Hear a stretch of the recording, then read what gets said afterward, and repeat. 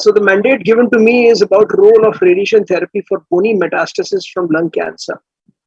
And so we know that it's a very common problem, and 80% of patients with solid tumors can develop bone metastasis during the course of illness.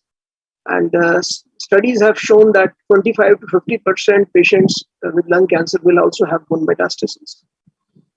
Sounds incredible. Sometimes we feel it could be more, but this is what I found in the studies. So the goal of palliative treatment of bone metastasis are pain relief, preservation of function, and maintenance of skeletal integrity, as Dr. KP just now pointed out. That is the main point. We are primarily trying to do palliation. So the initial evaluation been touched upon by all the speakers before. Just quickly go through it. Site of pain should be seen, severity, associated neuropathic component, correlation with imaging should be made, especially since we are going to plan an intervention with radiation. And spinal instability score should be certainly kept in mind. You can, keep this score under the glass of your table or something like that. It's very difficult to remember, so that's where we keep it on this board somewhere. And order imaging if you think there is a need for it. So what is happening inside the bone? So the tumor is basically activating the osteoblasts and the osteoclasts and various immune and inflammatory mediated pathways, and that's leading to all the pain. When we use RT for pain relief, so this in this section we'll discuss how RT is helping for pain relief and various aspects thereof. So before I go ahead, I will just give you this image, which should work like a mental picture of what is actually being done when we are doing this palliative standard RT. So this is the area we have marked the entire vertebra, and we have focused it with 3 beams, and we have given it a certain dose. So this is what is the palliative RT. So you guys may be used to very focused radiation therapy plans, which are there in almost each and every aspect of radiation oncology practice these days. But for the bone metastasis, this is the standard palliative radiotherapy. And so this palliative radiotherapy inhibits the stromal cells, the osteoclasts, osteoblasts, the immune cells, and also works on the cancer cells. So the effect is multi-pronged. Radiation therapy has a multi-pronged effect, and this is probably the reason why many patients can get relief in the beginning only in 24 hours. So contrary to what we imagine, radiation is not just inhibiting the proliferation of cancer cells and decreasing it, leading to benefit. It's also working on various other mechanisms as well. So what is the standard schedule of radiation? It's an unresolved issue in the sense that there are many bits of information. So these are some of the schedules that we may or may not know about. This is 8-way single fraction. These are Sbrt schedules. You're giving a very high dose in single fraction, or this relatively high dose in relatively fewer fractions, or the standard 20 in 5 and 30 in 10. So these two and this is the standard palliative regimen. So what is better? Well, we would imagine more is better. This earliest paper, 1999, randomized between 8-way single fraction and multi-fraction regimens, 20 in 5 and 30 in 10. This is a very interesting paper because it does not have any authors. Probably the only time I've ever seen this. This is on the behalf of Bone Pain Trial Working Party. This is a randomized paper, very quality paper. It has defined the practice in radiation oncology. So they randomized patients and they recorded the pain severity score, not just immediately at 2 weeks and 1 month, but also at every month thereof up to 12 months. Very high quality data. And they showed that the probability of pain relief was same with both the regimens, whether you give single or you give multi-fraction. And the probability of being in no pain, not everybody is going to get a complete pain relief. Just many patients, the benefit is that your analgesics become better. They work better. But even that is not becoming any better with the multi-fractions. But yes, when you are using single fraction, the chance of retreatment is high. And with multiple fractions, chance of retreatment is less. So this is definitely one thing which was found in this trial apart from the other things. So many such trials came in, and I'll just take you through the systematic review. And in this systematic review, again, they showed that the retreatment was lesser with the multiple fractions, and this was statistically significant. You can see the rhomboid is far side of unity. So there is a preference of multiple fraction when longer survival is expected to avoid retreatment. Then this result of overall response rates, it's little bit on the left side of the unities, stretching unity, but it's statistically significant. So now you zoom it in. So what you do is, what we do clinically and empirically is that we understand that when there is a higher overall response rate, there is an implication of for the tumors with soft tissue extension to prevent the skeletal related events. So there is a preference in practice of multiple fraction when there is soft tissue extension in bone metastasis.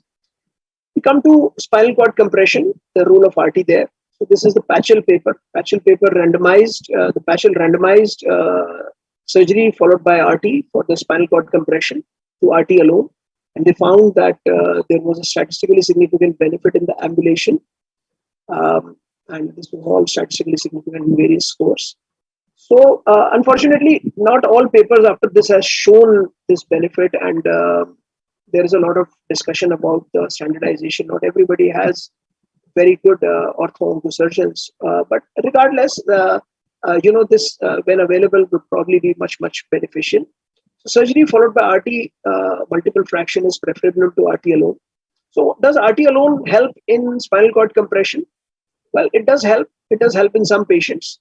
And the go-to thought will be that a higher dose or multiple fractions would probably be better. Again, we're in for a little bit of a surprise that there was no benefit when you compare the 5 treatment regimens of single fraction, 20 in 5, 30 in 10, and so on and so forth.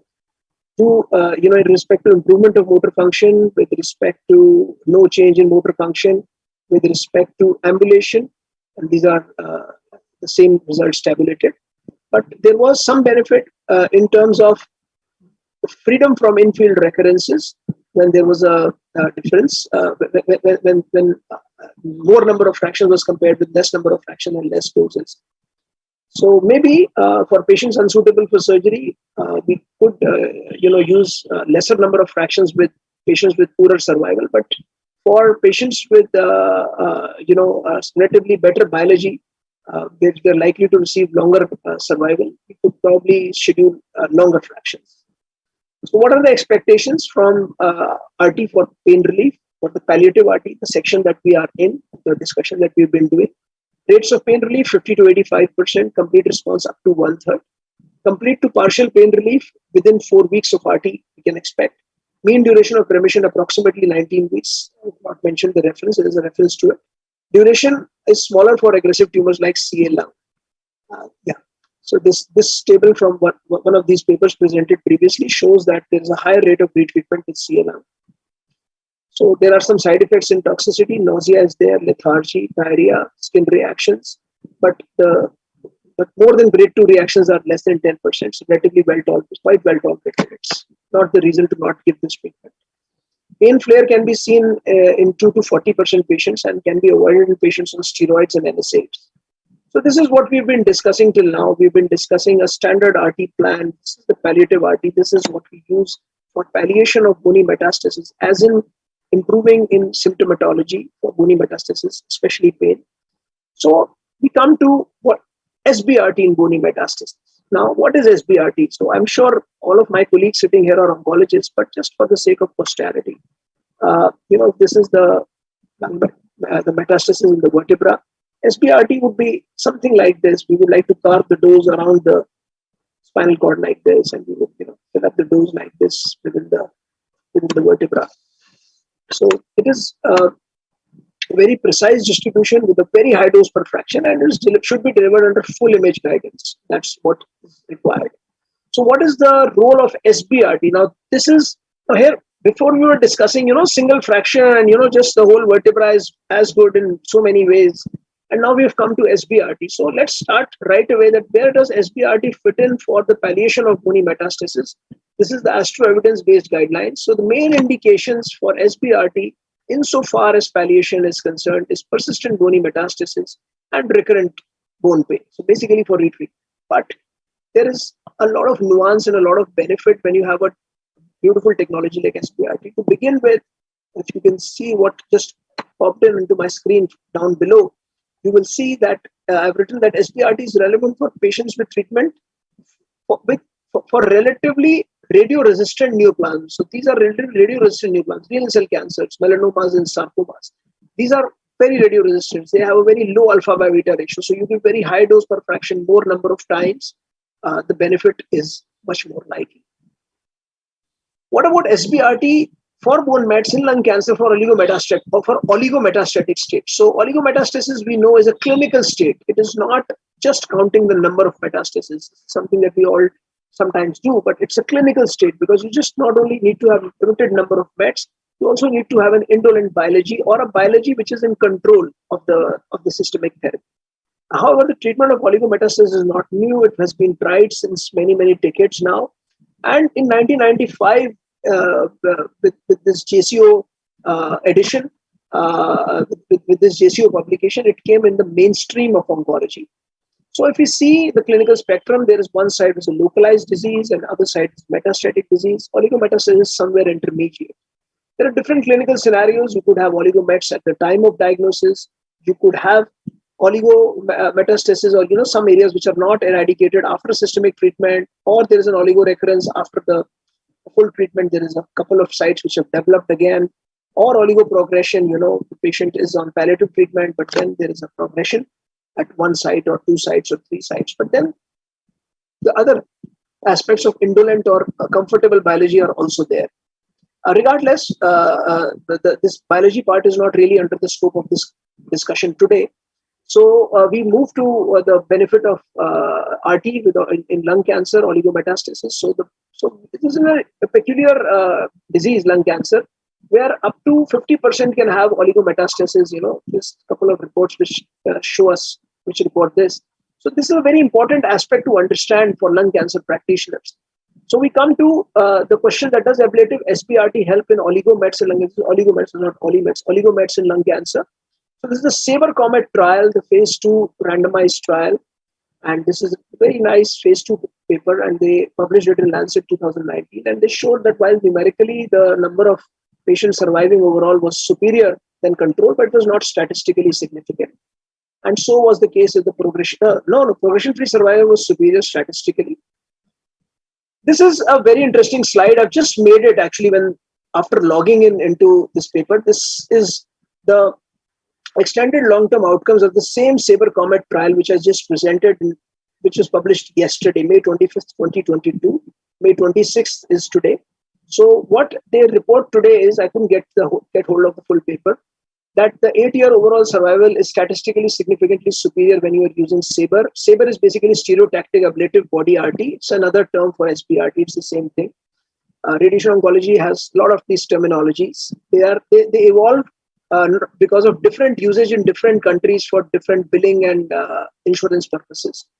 So 8-year overall survival is statistically significant, and progression-free survival indeed remains statistically significant. So from today onwards, perhaps we can say that for oligometastatic lung cancer, we can think about Sbrt or SBRT for oligometastasis, with other considerations. So what is actually happening? So this was nicely summarized by Putmans in Lancet 2014. This was for breast cancer.